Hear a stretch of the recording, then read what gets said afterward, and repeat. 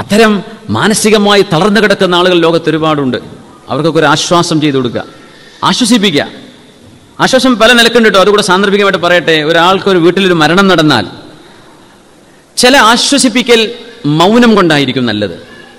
ഒരു കുട്ടി മരിച്ചു എന്ന് വിചാരിക്കരുത് വീട്ടിൽ.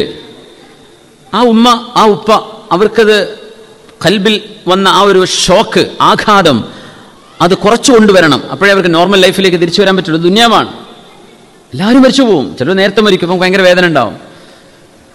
ആ വേദന ഇങ്ങനെ ഉണങ്ങാതെ നിൽക്കും. ചിലപ്പോൾ എന്താണെന്നറിയോ, എന്തേ ഇപ്പോൾ കുട്ടിക്ക് പറ്റിയത്? മരിച്ച് 2 ആഴ്ച കഴിഞ്ഞിട്ടുള്ള ചോദ്യമാണിത്. കുട്ടിക്ക് എപ്പോഴും ഇതൊക്കെ ഉണ്ടായത്, ഞങ്ങളൊന്നും അറിഞ്ഞിട്ടില്ലല്ലോ. എന്നിട്ട് എന്തേ കാണിച്ചത്? എന്ത് ഓപ്പറേഷനാണ് ചെയ്തത്? എവിടെയാണ് കൊണ്ട്? അപ്പോൾ ഈ കുട്ടിയുടെ ഈ ഓർമ്മകൾ വീണ്ടും വരികയാണ്. ഒന്നുമില്ല, ആശ്വസിപ്പിക്കാൻ വേണ്ടി എന്തെങ്കിലും ചോദിക്കണ്ടേന്ന് വിചാരിച്ചിട്ടാണ് ഈ ചോദിക്കുന്നത്. ഈ മരണം നടന്ന വിഷയങ്ങളിൽ പലപ്പോഴും മൗനമാണ് ഏറ്റവും നല്ലത്. ഒന്നും പറയണ്ട. അവിടെ ഒരാൾ മരിച്ചു കഴിഞ്ഞാൽ ആ വീട്ടിൽ പിന്നെ ആ മോനെ പറ്റി ഇങ്ങനെ പറയാം, മരിച്ച മോനെ പറ്റി ഇങ്ങനെ ഓൻ്റെ മധു പറയാം, നല്ല മോനാന്നിട്ടോ, ഓൻ എനിക്ക് ഉപകാരം, ഇന്ന ഓട്ടോറിക്ഷയിൽ ഓനെ കൊണ്ടുപോയത്, അന്ന് കൈ കാണിച്ചപ്പോൾ ബൈക്കുമ്പോൾ അവനാണ് എന്നെ അവിടെ കൊണ്ടേ ആക്കി തന്നത്. ഇതൊക്കെ പറയുമ്പോൾ ആ ഒരു ഓർമ്മയും ചിന്തയൊക്കെ വരികയാണ്. അത് അവർക്ക് ആശ്വസിപ്പിക്കലല്ല, അത് അവരെ വേദനിപ്പിക്കലാണ്. ആളുകൾക്കനുസരിച്ചിട്ടോ സന്ദർഭത്തിനനുസരിച്ച് മനുഷ്യന്മാർ പല രീതിയിലാണ്. ചിലപ്പോഴേ നിങ്ങളുടെ പോയി ഇരുന്നാൽ മതി, ഒരു ദ്വാ ചെയ്യാം, അത് ഏറ്റവും നല്ല ഒരു ഉപകാരമാണ്. ബാക്കിയുള്ള വർത്തമാനങ്ങളൊക്കെ ചിലപ്പോൾ വേദന ഉണ്ടാക്കുന്നതായിരിക്കും. നമ്മളറിയില്ല, നമ്മൾ ആശ്വസിപ്പിക്കാനാണ് പോണത്.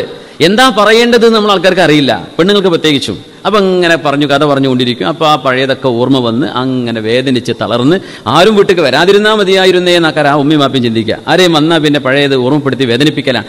മൗനം അത് മതി. പ്രാർത്ഥിച്ചു കൊടുക്കുക, സ്വർഗത്തിൽ അള്ളാഹു കാണിച്ചു തരട്ടെ, സ്വർഗത്തിൽ എത്തിച്ചു തരട്ടെ, ആമീൻ. ഇത്ര പറഞ്ഞാൽ മതിയാവും. അല്ലാതെ നമ്മൾ പറഞ്ഞുണ്ടാക്കുന്ന ആശ്വസിപ്പിക്കൽ ഒരു പക്ഷേ അതിൻ്റെ ഉപകാരത്തെക്കാൾ ഉപദ്രവമായിരിക്കും ഉണ്ടാവുക. അത് പ്രത്യേകം ശ്രദ്ധിക്കണം. മനസ്സുകൾ നമുക്കൊക്കെ അങ്ങനെ ഒരു അനുഭവം വരുമ്പോഴാണ് നമ്മുടെ മനസ്സിൻ്റെ അവസ്ഥ എന്താണെന്ന് അറിയുള്ളൂ. നമ്മളിത് പറയുമ്പോഴും നമ്മുടെ വീട്ടിൽ നമുക്കൊരു അനുഭവം വരാതെ, ഞാൻ പറഞ്ഞതിൻ്റെ പൊരുൾ ചിലർക്ക് മനസ്സിലാവില്ല. നമ്മുടെ വീട്ടിലൊരു അനുഭവം വരണം. നമുക്ക് അത്രയും വേണ്ടപ്പെട്ട ഒരാൾ നമുക്ക് നഷ്ടപ്പെടുമ്പോൾ അവരെക്കുറിച്ച് ഓർക്കുന്ന ഓർമ്മകൾ കാരണം വരുന്ന മനസ്സിൻ്റെ ദുഃഖവും ഭാരവും. അതുകൊണ്ട് പ്രാർത്ഥിച്ചു കൊടുത്താൽ മതി. അത്തരക്കാർ കുറേ വർത്താനൊന്നും പറയണ്ട. മരിച്ചുപോയി, എല്ലാവർക്കും അറിയാം, നിങ്ങൾക്ക് പറയാം, ഓർക്കും അറിയാം. തിരിച്ചൊരിക്കലും കൊണ്ടുവരാൻ കഴിയില്ല. മരണപ്പെട്ട ഒരാളുടെ ജീവിതത്തിലേക്ക് ഒരിക്കലും നമ്മൾ ആർക്കും ചെയ്യാൻ പറ്റാത്ത സംഗതിയാണ്, അല്ലേ? അംബിയ മുർസലീങ്ങൾ, മുഅ്ജിസത്ത് കറാമത്തുള്ളവരൊക്കെ ഇറങ്ങണം. അല്ലാഹു ജല്ല ജലാലു. അപ്പോൾ ദുആ ചെയ്തു കൊടുക്കുക.